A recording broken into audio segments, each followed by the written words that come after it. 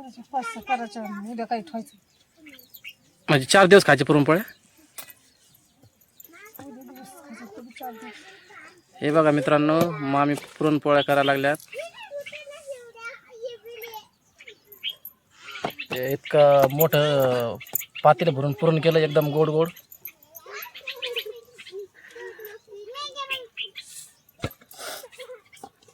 मामी रडू रडू पुरणपोळ्या करतात, कारण की मामीला वाटतंय आपली लेक नाही इथं, सून नाही इथं, आपण कसं एकट्यानेच करून खावा पुरणपोळ्या.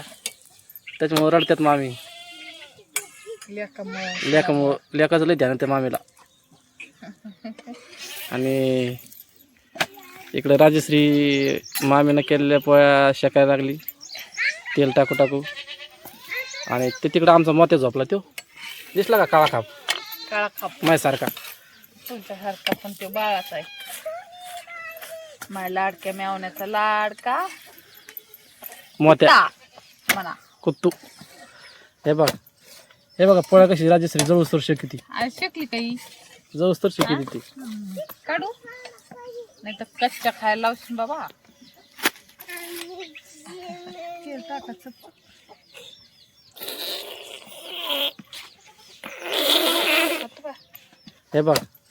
हे बघा पोळ्या कशी राजश्री जवळ तर शेकती, आज शेकली काही जवळ तर शेकती ती. काढू नाही तर कच्च्या खायला लावशील बाबा. तेल टाकायचं. त्याला 2000 रुपये बाजाराला पुरत नाही. मामी रोज संध्याकाळी स्वयंपाक करतात. मामी रोज संध्याकाळी स्वयंपाक करतात. आणि मामीची लेक मस्त आबाद बसती इथं एका कोपऱ्याला.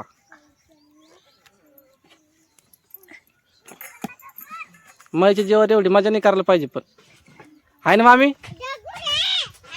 होय मामी?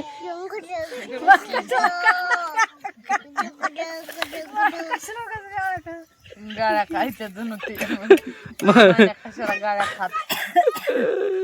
मग मान्या कशाला गाळ्या खात. तुम्ही तिला द्या खवळून.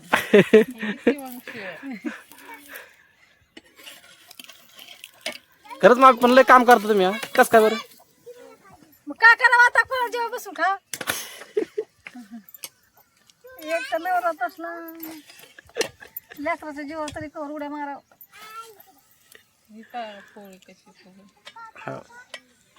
मामीने केल्यावर पोळ्या फुगत मारणार काय बरं?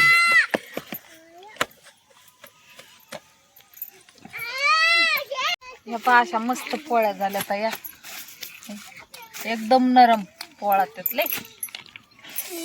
एकदम नरम खुसखुशीत झाल्यात कापसावानी. खाली हे पहा कशी मस्त झाल्यात पोळ्या. भारी झाल्यात का? आलं का तोंडाला पाणी? या बघा अशी मस्त एवढंच काय झाल्यात. तू टाकून बघ ना. हा टाकते चल.